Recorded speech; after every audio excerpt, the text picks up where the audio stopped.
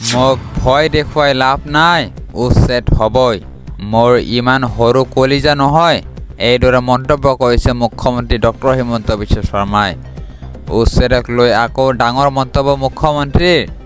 ৰাজ্যত উচ্ছেদ চলিয়ে থাকিব। নিৰ্বাচনৰ আগত আৰু পিছত সকলো সময়তে উচ্ছেদ চলি থাকিব। ২৬ৰ নিৰ্বাচনৰ পিছত আকৌ আহিব বিজেপি চৰকাৰ।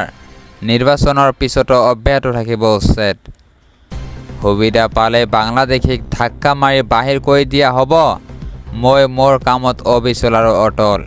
উচ্ছেদ হ'বই, মোক ভয় খুৱাই লাভ নাই। মই মাৰ গাখীৰ খায়ে ডাঙৰ হৈছোঁ। এই ধৰণৰ কথা ক'লে হিমন্ত বিশ্ব শৰ্মাই ভয় খাব বুলি ভবাটো ভুল।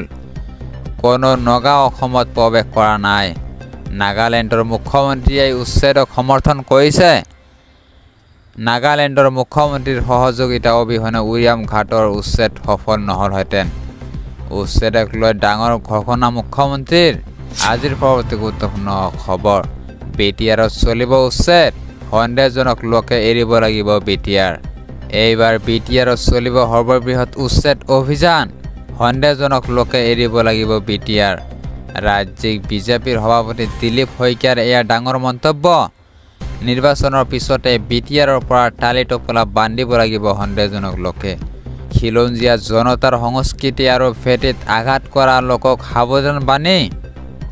এইবাৰ বিটিআৰত চলিব সৰ্ববৃহৎ উচ্ছেদ অভিযান।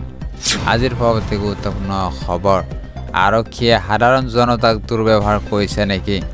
দিয়ক অভিযোগ, হাই নাযাব কোনো আৰক্ষীয়ে।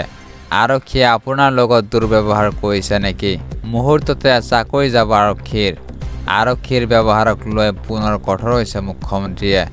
কোনো সাধাৰণ জনতাক দুৰ্ব্যৱহাৰ কৰিলে লোৱা হ'ব কঠোৰ ব্যৱস্থা। আৰক্ষীয়ে কোনো সাধাৰণ জনতাক দুৰ্ব্যৱহাৰ কৰিব নোৱাৰিব। দোষী সাব্যস্ত হ'লে আৰক্ষীও হাৰি নাযাব। জনসাধাৰণৰ সৈতে আৰক্ষীয়ে কৰিব লাগিব ভাল ব্যৱহাৰ। আজিৰ পৰৱৰ্তী গুৰুত্বপূৰ্ণ খবৰ, এইবাৰ নিৰ্বাচনত বেয়াকৈ হাৰিব অখিল গগৈ। তেওঁ যাক সাৱটি লৈছে সেই কাৰ্যক ৰাইজক ক্ষমা নকৰে। এইবাৰ নিৰ্বাচনত বেয়াকৈ হাৰিব অখিল গগৈ। তেওঁ যাক সাৱটি লৈছে সেই কাৰ্যক ৰাইজে ক্ষমা নকৰে। যাক তেওঁ ডিঙিত ধৰি চুমা দিছে সেই কাৰ্য মানি নলয় ৰাইজে। যিসকলে আমাৰ জাতি হত্যাক ধ্বংস কৰাৰ ষড়যন্ত্ৰ কৰিছে সেইসকলক বৰ ঘৰত স্থান দিবলৈ বিচাৰিছে অখিল গগৈয়ে। বিধায়ক অখিল গগৈক তোলা ধুনা মুখ্যমন্ত্ৰী ডক্টৰ হিমন্ত বিশ্ব শৰ্মাৰ। আজিৰ পৰৱৰ্তী গুৰুত্বপূৰ্ণ খবৰ, মুছলমানে এসপ্তাহৰ কাৰণে কাম বন্ধ কৰি দিয়ক। মুছলমান নহ'লে অসমৰ অৰ্থনীতি বন্ধ হৈ যাব। AIUDFৰ প্ৰাক্তন বিধায়ক ৰছুল হকৰ ভয়ংকৰ ভাষ্য। এই মুহূৰ্তত আহি পৰিছে আন এটা বিগ ব্ৰেকিং নিউজ। মুছলমান কৰ্মী য'ত আছে এসপ্তাহৰ কাৰণে কাম বন্ধ কৰি দিয়ক। সমগ্ৰ অসম হৈ পৰিব অচল। উজনিকে ধৰি গুৱাহাটী মহানগৰীও হৈ পৰিব অচল। ঈদৰ মাত্ৰ দুদিন বন্ধত সমগ্ৰ অসম হৈ পৰে জনশূন্য। মুছলমান নহ'লে অসমত মানুহ নোহোৱা হৈ যাব। অসমৰ অৰ্থনীতি বন্ধ হৈ যাব। অসমৰ আমদানি বন্ধ হৈ যাব। মুছলমান নহ'লে অসমৰ অৰ্থনীতি বন্ধ হৈ যাব। AIUDFৰ প্ৰাক্তন বিধায়ক ৰছুল হকৰ এয়া ভয়ংকৰ ভাষ্য। মুছলমান কৰ্মী য'ত আছে এসপ্তাহৰ কাৰণে কাম বন্ধ কৰি দিয়ক। আজিৰ পৰৱৰ্তী গুৰুত্বপূৰ্ণ খবৰ, অনাগত ৩ ঘণ্টাত বতৰ ল'ব কাল ৰূপ। ভয়ংকৰ ধুমুহা বৰষুণৰ বাবে আহিছে এলাৰ্ট। অনাগত ৩ ঘণ্টাত বতৰ ল'ব পাৰে কাল ৰূপ। ভয়ংকৰ ধুমুহা বৰষুণৰ বাবে আহিছে এলাৰ্ট। ৰাজ্যৰ প্ৰান্তে প্ৰান্তে আৰম্ভ হৈছে ধাৰাসাৰ বৰষুণ। 12 আগষ্ট পৰ্যন্ত বতৰ প্ৰতিকূল হৈ থকাৰ সম্ভাৱনা। আঞ্চলিক বতৰ বিজ্ঞান কেন্দ্ৰই জাৰি কৰিলে সতৰ্কবাণী। ৰাজ্যৰ কেইবাখনো জিলালৈ বজ্ৰপাতৰ এলাৰ্ট। অনাগত ৩ ঘণ্টাত বতৰ ল'ব পাৰে কাল ৰূপ।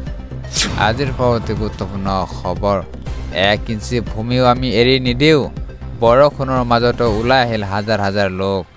প্ৰচণ্ড বৰষুণ নেওচি হাজাৰ হাজাৰ খিলঞ্জীয়াৰ প্ৰতিবাদ।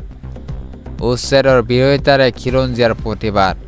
1 ইঞ্চি ভূমিও আমি এৰি নিদিওঁ বুলি ৰাইজৰ মন্তব্য। বৰষুণৰ মাজতো ওলাই আহিল হাজাৰ হাজাৰ লোক। পট্টাভুক্ত মাটি অধিগ্ৰহণৰ অভিযোগ তুলি তীব্ৰ প্ৰতিবাদ। উচ্ছেদৰ জাননী লাভ কৰি খিলঞ্জীয়া জনতাৰ খবৰ বহিঃপ্ৰকাশ। এই সিদ্ধান্ত বাতিলৰ দাবী খিলঞ্জীয়া মুছলমানৰ।